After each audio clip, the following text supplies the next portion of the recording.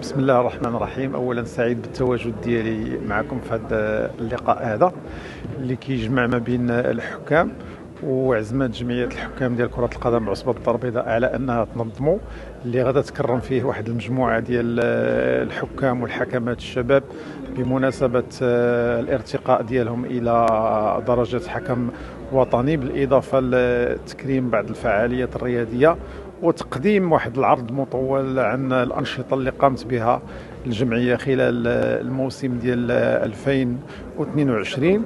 بطبيعة الحال هذا اللقاء هذا هو فضاء للتواصل ما بين يعني مختلف الحكام بمختلف الدرجات ديالهم، يعني لا الحكام المتقاعدين ولا الحكام الممارسين اللي ما زالوا يمارسون على الساحة.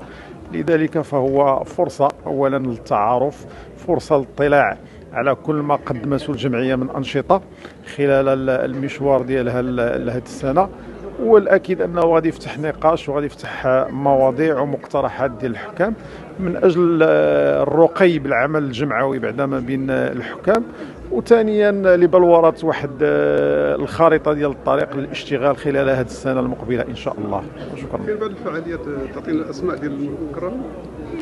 أغلبية المكرمين هم الحكام الشباب، يعني اللي الله صعدوا هذه السنة اللي غادي يتم التكريم ديالهم بهذه المناسبة هذه. شكرا. السلام عليكم. رضوان عاشق، حكم دولي سابق، عضو لجنه العصبه الدار البيضاء الكبرى. وهذا الحفل هذا هو تكريم جميع الفعاليات الرياضيه لعصبه الدار البيضاء الكبرى اللي الجمعيه كتقوم بها بالمشاركه مع عصبه الدار البيضاء، وهي فيه تكريم وتوزيع بعض البطاقات والالبسه. والحمد لله هو يعني كيحيي سيره الحكام، علاش؟ بانه كيتلاقى حكام القدامى مع الحكام الجدد وكتكون بالصداقه وكتكون معرفه جديده.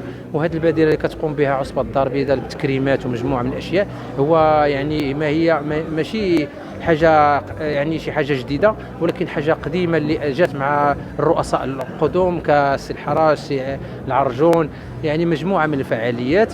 والحمد لله هي ناجحه في 100% وكتكون كل سنه، وكنتمنى لهم التوفيق والاستمراريه ان شاء الله. شكرا. بسم الله الرحمن الرحيم. اولا يوسف مبروك، حكم دولي متقاعد، نائب رئيس جمعيه حكام عصبه الدار البيضاء الكبرى كره القدم. اليوم هذا هو اليوم اللي نظمته الجمعيه على لقاء تواصلي مع المنخرطين ديال الجمعيه ومع جميع الشركاء ديالها، على اساس انها تقدم الحصيله ديال مجموعه من الانشطه اللي مسات واحد المجموعه من المجالات، سواء كانت رياضيه ولا اجتماعيه ولا ثقافيه، واللي خلات واحد الصيت متميز لا على المستوى على الصعيد المحلي اللي هو عصبه الدار البيضاء الكبرى، ولا على الصعيد الوطني، حيث انه الحمد لله قامت بانشطه صراحه اللي لاول مره جمعيه رياضيه متميزه كتقوم بها.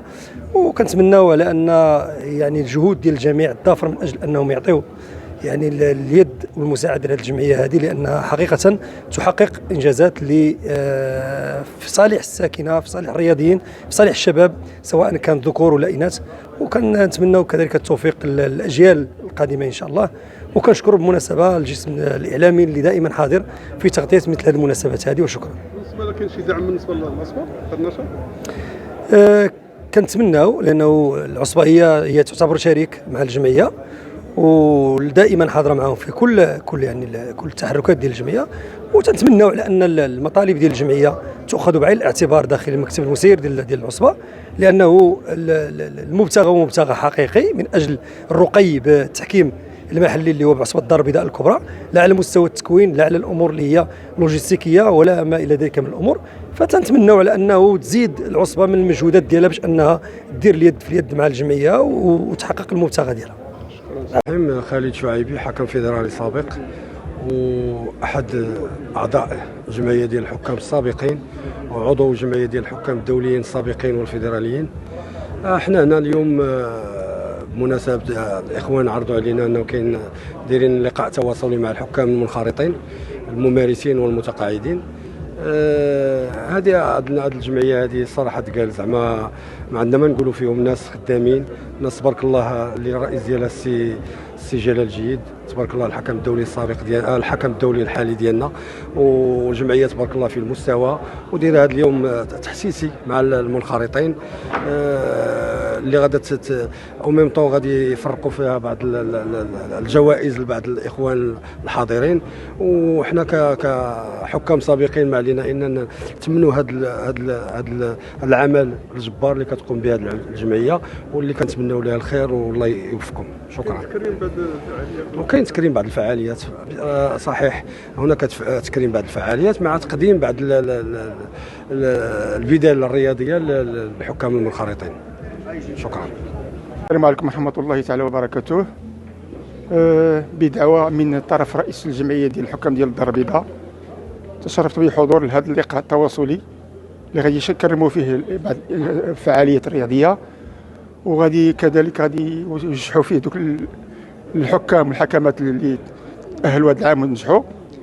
حقيقة هذه الجمعية هذه من النهار اللي ترأسها السي جلال وهي قايمة بالواجب ديالها تبارك الله عليهم، ها الأنشطة الخارجية ها الأنشطة الداخلية، لا من مباريات رياضية لا من مسائل اجتماعية. هذه تقريبا شي شهر كانوا مشاو من النواحي ديال بني ملال مع خنيفرة، وكانوا وزعوا واحد كما كنقولوا هذاك الشيء ديال الأغذية ديال الشتاء وبعض الملابس ديال الأطفال، وكذلك بعض الكتب المدرسية للأطفال.